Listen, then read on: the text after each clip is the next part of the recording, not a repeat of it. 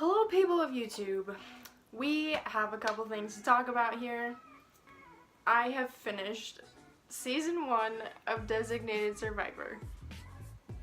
Yes, I know, I have no life.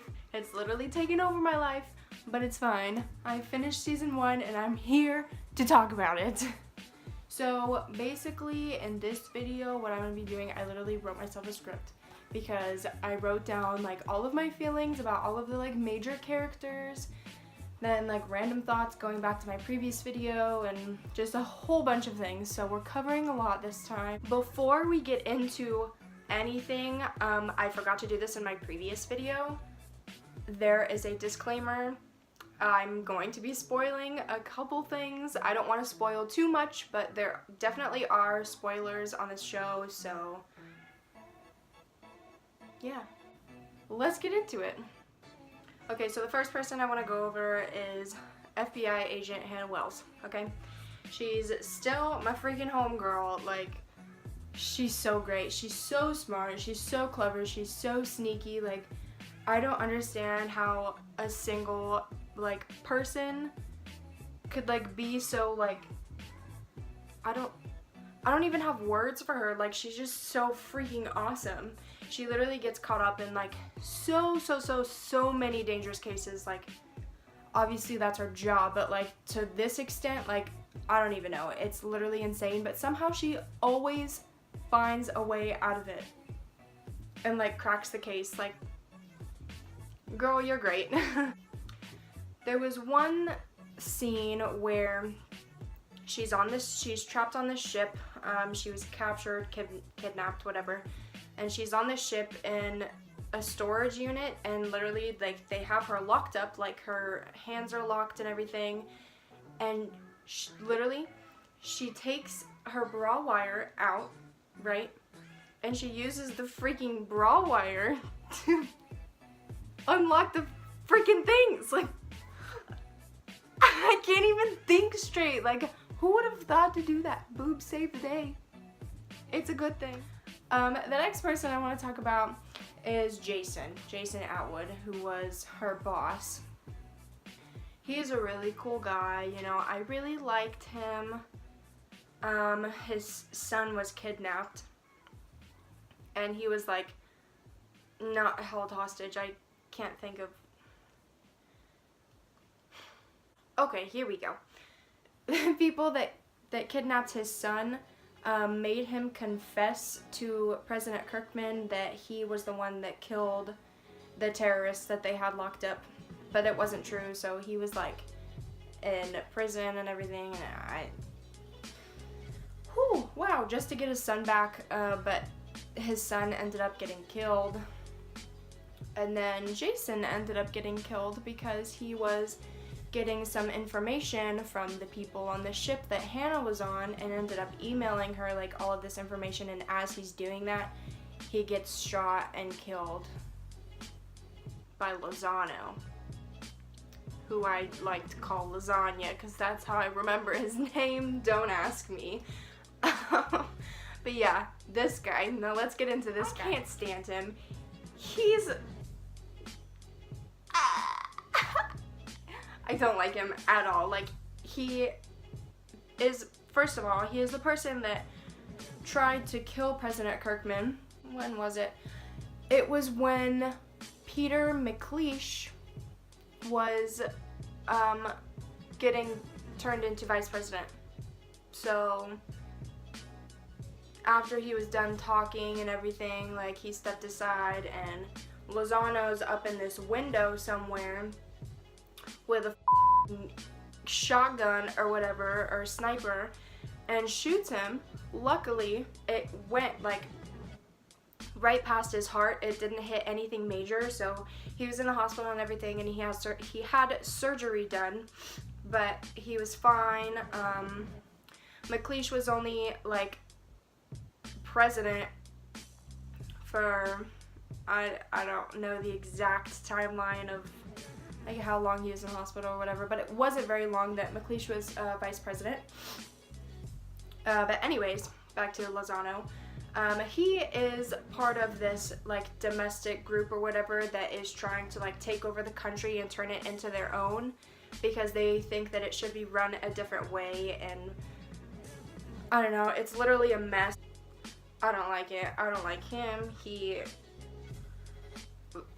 always looks angry, so obviously he's a part of something freaking sketchy. Like, I hate to like judge by looks, but like, if you've seen the guy, you'd know, you'd figure it out. Lozano is actually also the person that captured Hannah Wells multiple times, actually, like within the same like day, couple days, whatever, on the ship. But one of the final times that she was captured, she escapes and finds him wherever the frick he is and kills him. So congratulations, Hannah, you are A1, like you're awesome. The next person I want to talk about is Patrick Lloyd, and he's not like, he's a major character, but then at the same time he's not. He's the most wanted person in America in the TV show. We don't really know too much about him, but we do find out that he's the leader of this like domestic group that's trying to take over the country. So that's already not good. He's literally nowhere to be found. So like Hannah tries to find him and track him down and everything, and is watching over him for months on end. And he's literally hooked up so many things to other things, and when you try to track him, like it says that he's in multiple places at the same time, like around the country, like in different states. So he's good at what he does. I don't like him at all. Next is Aaron Shore. Aaron Shore was the chief of staff for President Kirkman, but he stepped down from that job and ended up working in the House of Representatives under Kimball Hookstratton, who I can't really decide if I like or not. Like sometimes she's good, and sometimes she's just. So yeah, I don't know. He ended up working for her.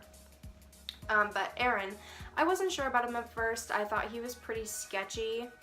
But I like him now. I feel like he could still be tied into something somewhere, but I'm just going to choose to trust him for right now. Something still seems a little bit off, but I don't know. I'm gonna choose to trust him for right now. And I know that relationships in a workplace are never a good thing, and they're never good relationships, and it's inappropriate, but him and Emily need to hook up. That's all I'm gonna say about that. And side note, Emily's style, like literally, I want it. I want all of her clothes. They always look so good. Like she always looks poppin'. Like I don't understand, but she's killing it. She's now chief of staff, and she's killing the game. She knows what she's doing. Now onto President Kirkman. His job is still extremely hard. I don't know how he does it, to be completely honest with you. I think obviously he's the president and things are never going to stop being hard and crazy, but things need to stop being so crazy so he has more time to spend with his children, Penny and Leo. I don't know, that's just my opinion. Like, whoever's writing the show, you need to get on this. Like, I love his and Penny's relationship. Like, every scene with him and Penny, like, it's just heartwarming. Like, I love the relationship that they have in the TV show. So I think that they should really be in more of the series than they are now. Okay, now we're going to go back to my previous video and my thoughts that I had 3 or 4 episodes into the first season. My conspiracy about who did the bombing and who was linked to who and whatever wasn't necessarily true, because I thought that it was Peter McLeish that had like led the bombing and caused it at the Capitol building, but that wasn't quite the case. McLeish was still linked to the people that did it. I think he's part of this domestic group that's trying to make the country their own, but he had nothing to do with the bombing, and honestly, I feel like he didn't really want anything to do with it. I'm under the impression that he was being manipulated by his wife, who, crazily enough, shoots him and then turns around and commits suicide herself. So nobody knows what's going on with him, and I don't know, literally that scene was insane. Like I wasn't expecting that at all. I think his wife wanted power more than he did in the White House specifically, because there was a scene where it was right before they tried to shoot the president, and he was like, I don't know if we should go through with this, like I think we should rethink it all, blah blah blah, and his wife was like, no, getting cold feet is like typical, blah blah blah, but we're gonna do it and everything's gonna be okay and you're gonna be the no. So I don't know, that's not a good relationship. Don't marry someone that's gonna kill people so you can be the president. Just my thoughts. Things were also proved, evidence was found, and it was proved that Peter McLeish was a war criminal, and I'm not gonna really go too in-depth on that, because it's just way more information, and I don't want to give away too many spoilers in this video in case you do want to go and watch the show, which I think you should. So yeah, I'm not gonna go too into that, but it was proved that he is a war criminal. I feel like that's part of the reason why his wife shot him, so he wouldn't really get into too much more trouble, because all of this information was now out in the open and whatever. I have found that I'm learning quite a lot about this TV show, or from this TV show, I should say. Lots about, you know, how the line of succession works and the different duties of people in the White House and how hard the president's job is. I would never want to be president. You know, the kids that grow up and are like, I'm gonna be president someday. Like, you're gonna grow up and you're gonna be like, no, that's a scary world.